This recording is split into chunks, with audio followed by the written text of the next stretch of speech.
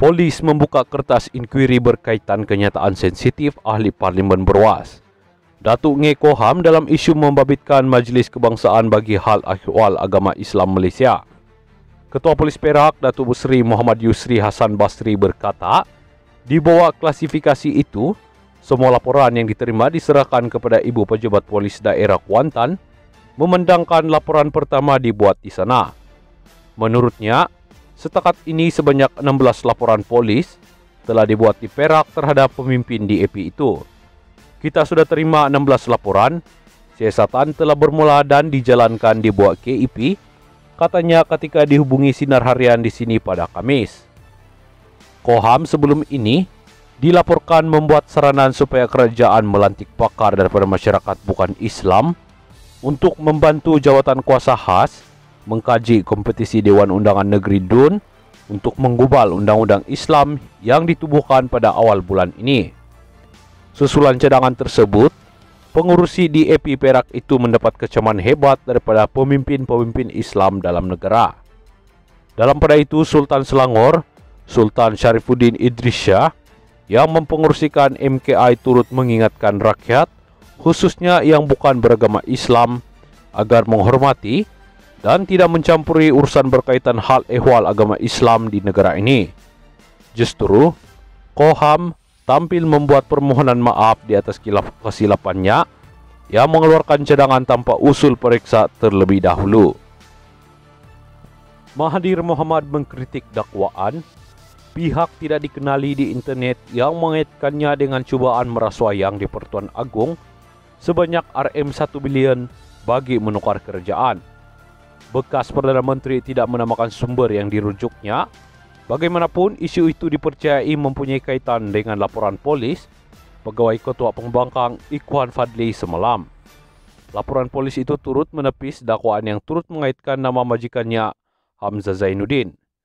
Tolong buktikan saya buat perkara ini, buat kenyataan dan sembunyikan identiti itu penakut namanya. Dalam rasuah, kedua-dua pemberi dan penerima sama-sama bersalah. Adakah penulis ini hendak kata Agong juga patut ditangkap kepada makan rasuah? Adakah dia ada bukti Agong ambil RM1 bilion daripada saya? Kata Mahathir. Dakwaan di internet bagaimanapun, mendakwa hanya terdapat cubaan melakukan perkara itu. Malaysia kini tidak mendedahkan butiran lanjut dakwaan itu karena tidak dapat membuktikan kesahihannya. 2 hari lalu, Azman Abidin, Setiausaha Politik Anwar Ibrahim, menggesa polis menyesat dakwaan terdapat pihak sanggup menyediakan dana RM1 bilion untuk menjatuhkan kerajaan. Dakwanya ia sebahagian daripada usaha yang dinamakan Langkah Dubai. Bagaimanapun, tidak jelas sama ada dia merujuk kepada blog sama yang diadukan Ikhwan kepada pihak polis. Lembaga pengampunan dijadwalkan akan membuat keputusan berhubung permohonan Najib Razak untuk mendapat pengampunan pada akhir bulan ini, lapor Channel News Asia CNA. Menurut laporan itu, permohonan oleh bekas Perdana Menteri yang sedang dipenjara tersebut akan didengar dalam sesi lembaga yang dijadwalkan pada Minggu ke-3 Januari selepas perkara berkenaan ditangguhkan pada mesyuarat bulan lalu kerana lembaga 6 anggota memutuskan bahawa mereka memerlukan lebih masa untuk membuat keputusan. Mesyuarat yang akan datang itu akan menjadi antara tugas terakhir yang di Pertuan Agong Al-Sultan Abdullah Riayatuddin Al-Mustafa Bilal Shah sebelum baginda digantikan oleh Sultan Johor Sultan Ibrahim Sultan Iskandar pada akhir bulan ini. Seri Paduka mempunyai kata putus berhubung pengampunan ke atas penjenayah yang disabitkan kesalahan. CNA memetik seorang kenalan rapat Najib yang berkata bahawa terdapat getaran positif mengenai petisyen pengampunan sekiranya permohonan itu didengar pada mesyuarat bulan ini. Malaysia kini telah menghubungi Peguam Utama Najib, Syafi'i Abdullah untuk mendapat ulasan. Menurut laporan CNA, pentadbiran Perdana Menteri Anwar Ibrahim akan diwakili oleh Menteri Wilayah Persekutuan Dr. Zaliha Mustafa pada mesyuarat akan datang.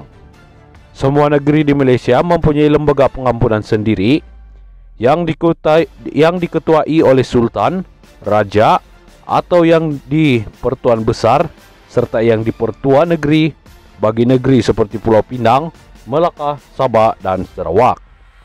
Bagi wilayah Persekutuan Kuala Lumpur, Putrajaya, dan Labuan, lembaga itu diketuai oleh Yang di-Pertuan Agong dan terdiri daripada 5 anggota lain. Identiti 3 anggota dirahsiakan, manakala 2 anggota lain adalah peguam negara dan Menteri Wilayah Persekutuan.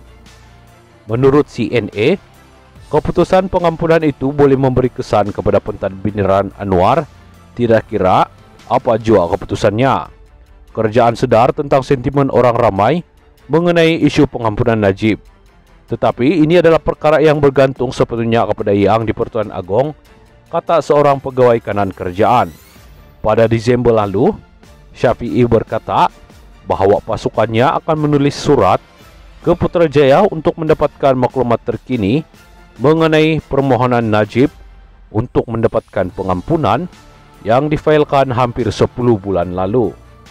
Bekas Presiden UMNO itu sedang menjalani hukuman penjara 12 tahun di penjara Kajang kerana kes rasuah membabitkan penyelewengan dana RM42 juta SRC International.